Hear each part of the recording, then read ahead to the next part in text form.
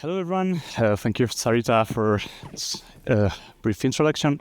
So yeah, my name is KRYSTIAN SMAGA. I joined the Qt group in 2023. I work on the quality assurance division, specifically working on Squish.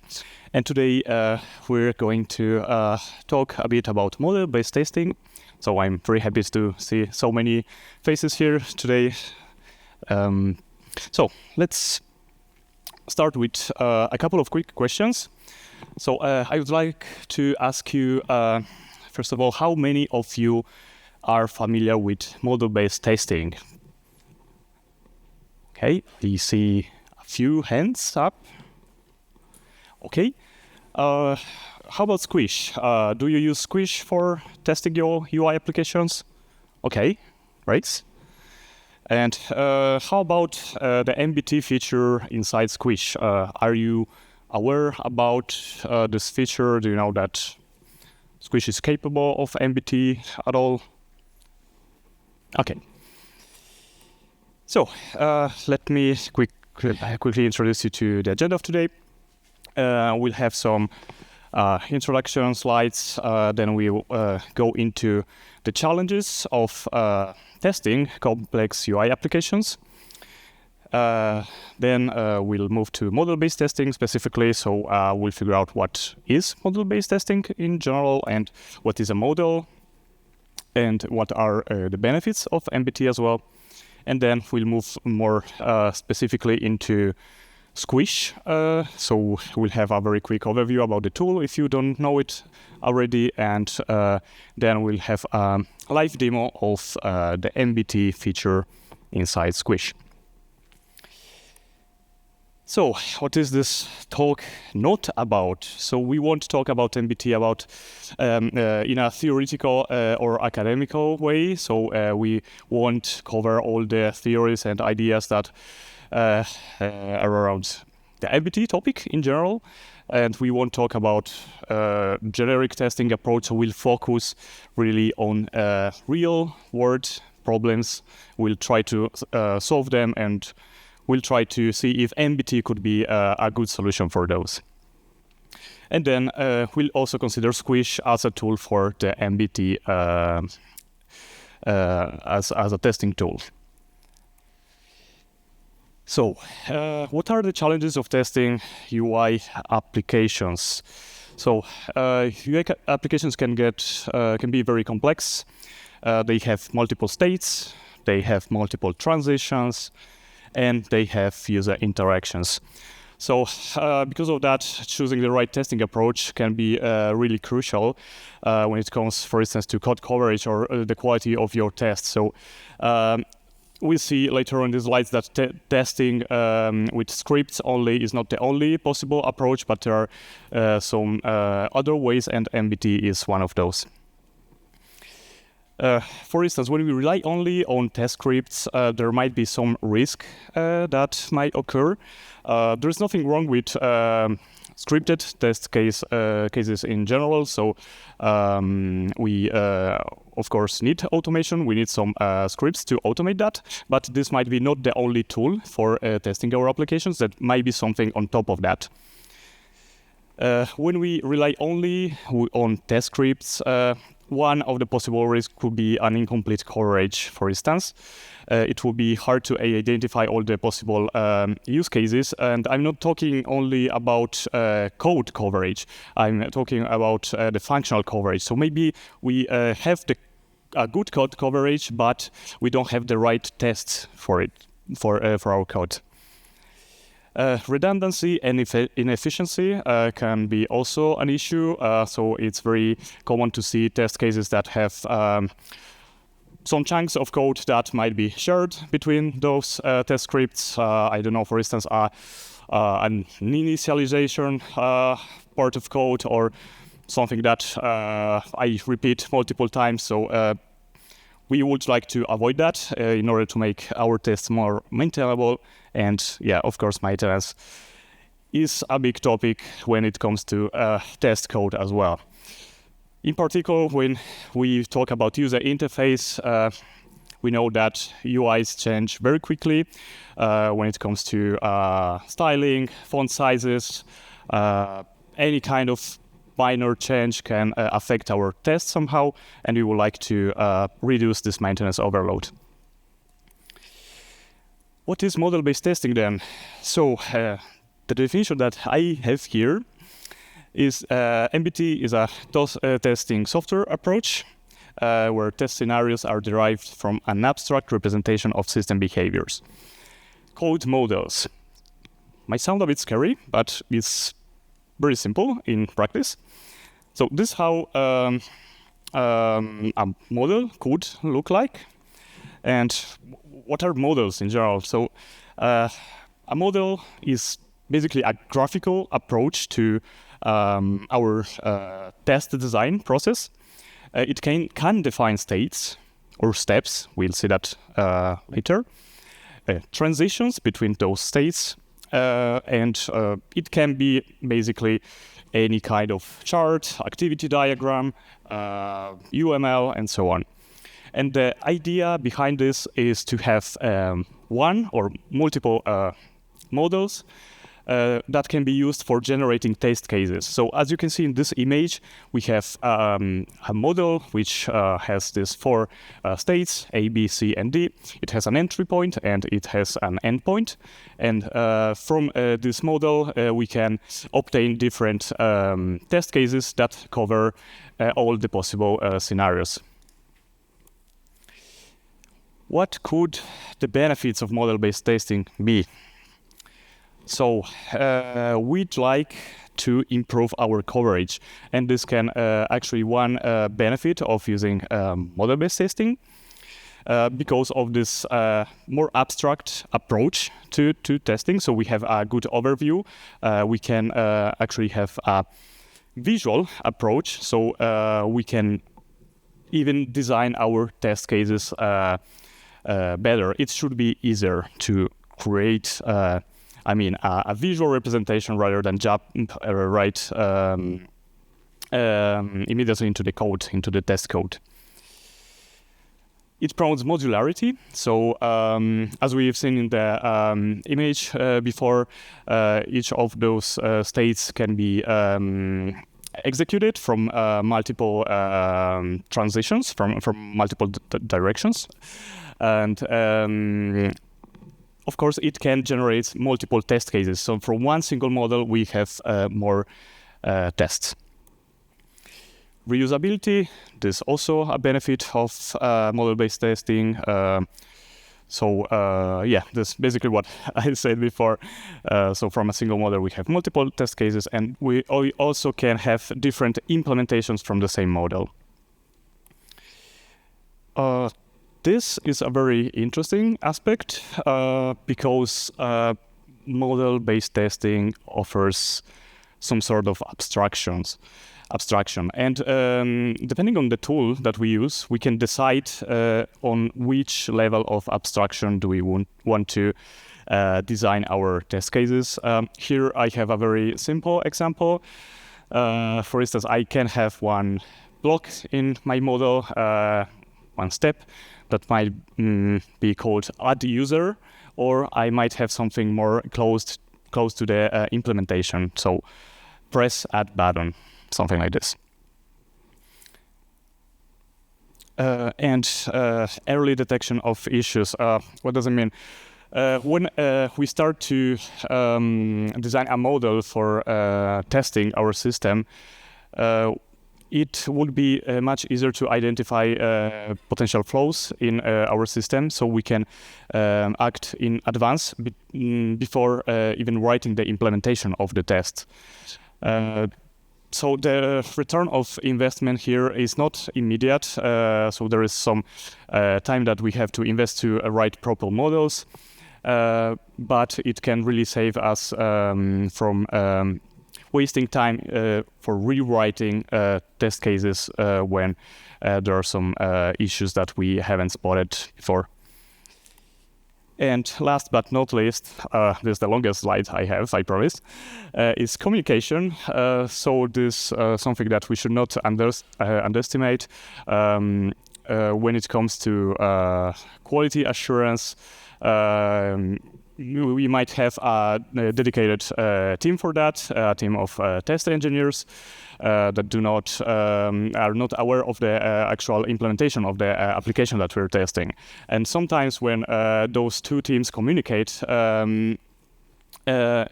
having something that you can actually show in form of a graph or of a model could really improve some misunderstandings. And also non-technical people can understand you when you have something that you can present. So, what is Squish? Some of you know Squish already. So Squish is a UI automation, UI test automation tool. It supports major platforms and major UI toolkits. You can script in different languages like Python, JavaScript, Ruby, and so on. And one of its key features is recording and replaying those tests. So the main idea is to replace a human being from manual testing and record our test cases that can be then automated on a CI system or whatever. And it offers not only scripted tests, but also BDD. We won't cover BDD today. And MBT. So let's have a look how MBT looks like in Squish. So this is how a model looks like in Squish. It's a simplified version of an activity diagram. So it has only 3 components. It's pretty straightforward. So first of all, we have an entry point. Then we have steps. And we have connections. So basically, each of these blocks that I called step A and step B are connected to some piece of code, of test code. And the connections between those steps are the actual flow of the test case that I want to execute. Okay, let's move on to the live demo part right now. This is Squish 9, and let's say I want to test this application over here. So this coffee machine example, you can find this example, you can get it from Kit Creator. And let's say, let's explore this application before writing a test for it. So when I click Get Started, I have this nice coffee selection view. So I have 4 different options. Let's say I want to select an espresso right now. I have different sliders here, so I can add some milk, foam, sugar, whatever. And I can confirm my selection. From this page here, I'm asked to insert my cup, and I can decide if I want to continue to actually brew the coffee or cancel my my selection. So let's try to click cancel right now.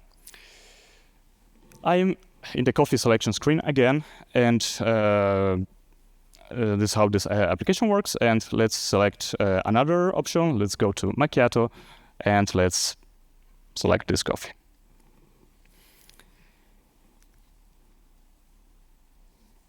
Here we are. Right.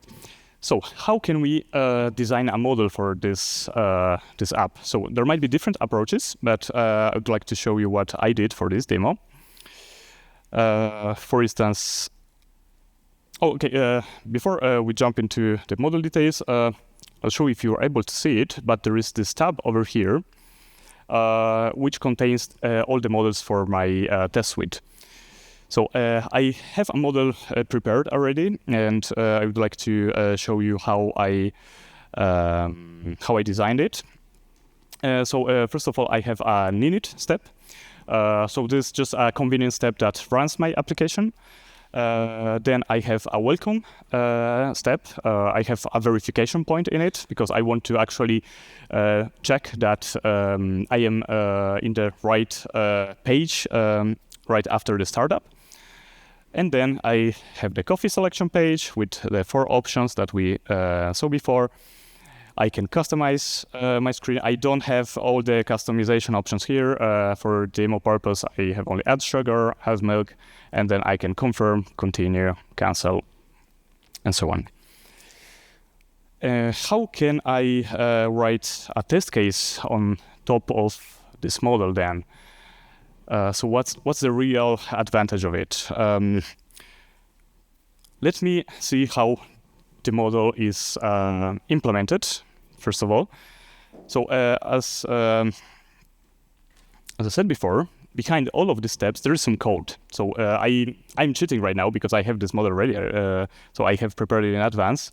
But when I go, for instance, to the welcome step, I can click here and go to the step implementation. Okay, hope the font size is big enough.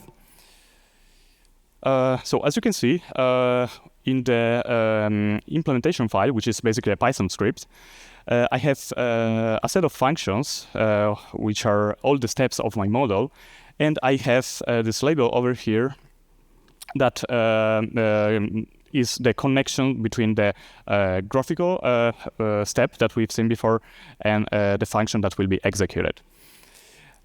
Since this is a usual Squish test case, so I can also use the record functionality here, so I can record my steps individually without having to write them by hand. Let's create a new test case now. So we have this option here, new MBT test case, and from this dialog I can select the model and let's call it espresso. Okay. So let's say I want to create a test that selects the espresso option and then it brews our coffee. Since I have all the steps ready, I can just click on the plus button here and create my path that will actually be my test case that will be executed. So from the coffee selection, I have selected espresso. Then let's go to the customization screen. Let's say I want to add some sugar. Why not? Let's confirm our selection and let's just continue. And at the very end, we'll be back at the welcome screen again. Let's try to run this test right now. Oh, sorry. Let me just run it again.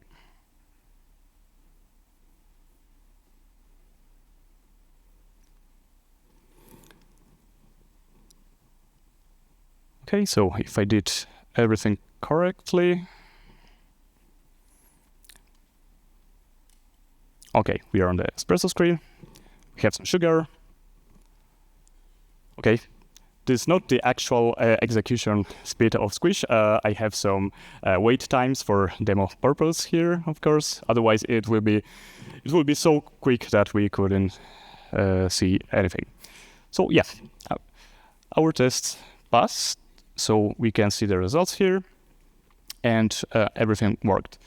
But let's see what an actual benefit of the MBT could be in this case. Why should I write an MBT test case instead of just recording all my UI events and having just a single script? Well, so let's try to create a new test case, which might be a little bit more complex. Let's call it espresso, then macchiato.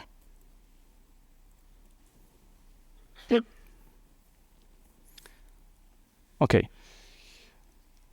Let's say this time the customer or the user of this UI selects the espresso first, goes to the customization screen, But instead of confirming this selection, wants to go back to the coffee selection, and he changed his mind and he wants a latte instead. Let's confirm our option. Continue. Coffee is ready. Okay, there's no need to go to the very end. And let's run this test again. So one benefit of this is that I have all my individual steps recorded already, so I don't have to record my test case again, because I have all the possible options, all the possible choices that I can make in this UI recorded already. So from the model path editor, I can just reuse the same code and simply choose a different path and, I don't know, cancel my option and just make different decisions.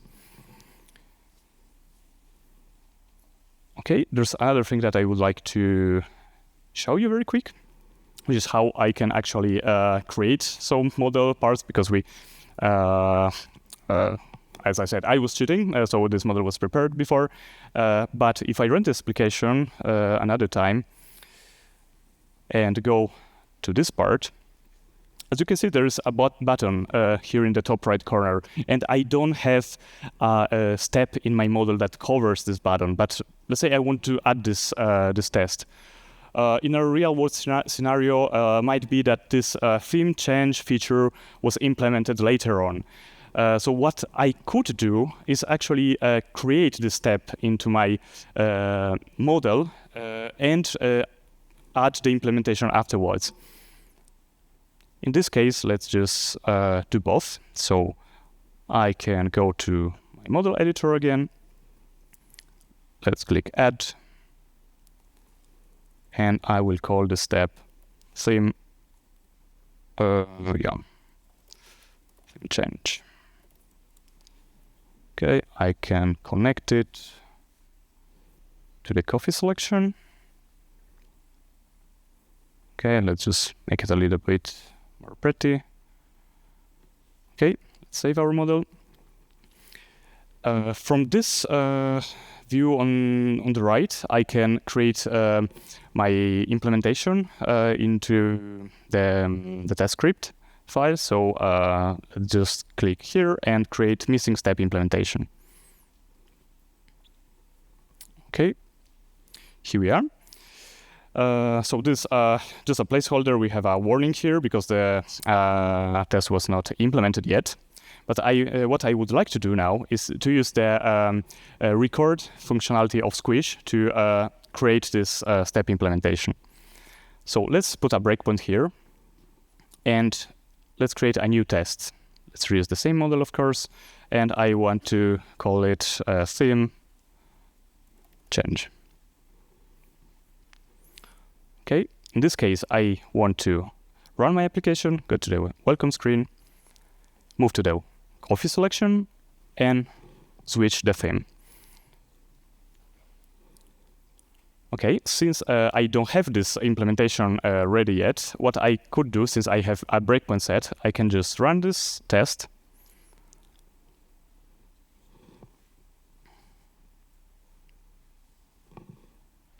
Okay, here we are. So, yeah, we hit our breakpoint, so I can just get rid of this warning here. We don't need this, but we can start the recording. So we can just press the record button here and click on the theme change. Okay. And let's add a verification point. Why not? Let's rely on a visual verification point this time, because we want to see that the theme of our application actually changed. So let's pick the right object from here. You can just verify this small icon over here.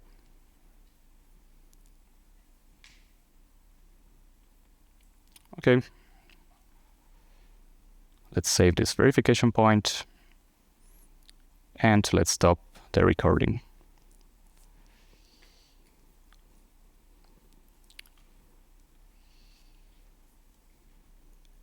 right.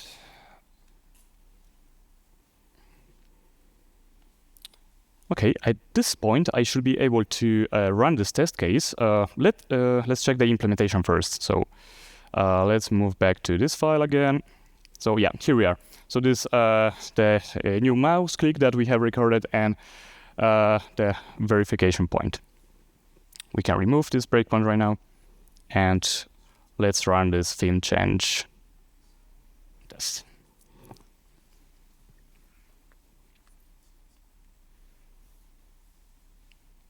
All right. Yep. Okay. Our test is green. So this is the MBT feature inside Squish, more or less. Please note this feature was released in Squish 8 as a technical preview. So if you're a Squish user, feel free to try this feature out. Any feedback is appreciated. If you want, you can use this feedback form here. So there is a link to a very quick survey on the top right corner. And yeah, let's go back to the slides. Okay, so this is basically what we've seen today. We had a very quick overview about model-based testing. We tried to create a new model, or at least a new piece of a model inside Squish. And yeah, that's it. Thanks a lot.